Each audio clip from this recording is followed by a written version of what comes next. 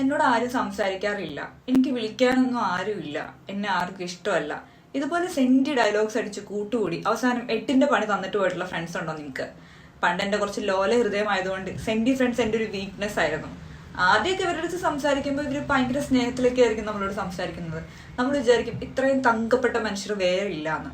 അത് കഴിഞ്ഞ് പിന്നെ കുറച്ചും കൂടെ ക്ലോസ് ആകുമ്പോഴായിരിക്കും നമ്മൾ മനസ്സിലാക്കുന്നത് മാടമ്പള്ളിയിലെ സൈക്കോ അവരായിരുന്നു എന്ന്.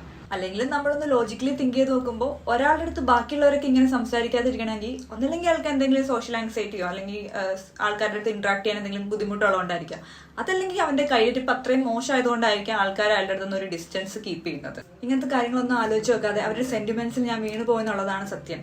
അപ്പൊ ഇവരുടെ ഫ്രണ്ട്ഷിപ്പ് വരുന്നത് എങ്ങനെയാന്ന് വെച്ചാൽ നമ്മളുടെ അടുത്ത് അവർക്ക് വലിയ റെസ്പെക്റ്റും കാര്യങ്ങളൊന്നും ഉണ്ടാവില്ല.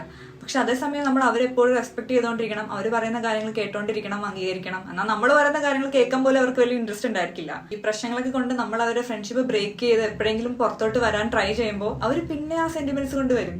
എനിക്ക് വേറെ ആരും മിണ്ടാനില്ലാത്തതുകൊണ്ടല്ലേ. അതിൽ നമ്മൾ വീണ്ടും വീണ് കഴിഞ്ഞാൽ ആ ലൂപ്പിൽ നമ്മൾ പെട്ടുപോകും. ആ ലൂപ്പ് ബ്രേക്ക് ചെയ്ത് മുന്നോട്ട് പോകാൻ കുറച്ച് കഷ്ടപ്പാടായിരിക്കും. അപ്പൊ ഞാൻ പറയാൻ ശ്രമിക്കുന്നത് എന്താന്ന് വെച്ചാൽ, ഇതുപോലെ ആരോടും സംസാരിക്കാത്ത ഒരാൾ നിങ്ങളുടെ അടുത്ത് ഫ്രണ്ട് ആവാൻ ആഗ്രഹിക്കുന്നുണ്ടെങ്കിൽ ഏറ്റവും ആദ്യം ചിന്തിക്കേണ്ട കാര്യം അവനോട് ആരും മിണ്ടാത്തത് അവന്റെ കയ്യിരിപ്പ് കൊണ്ടായിരിക്കും എന്നാണ്.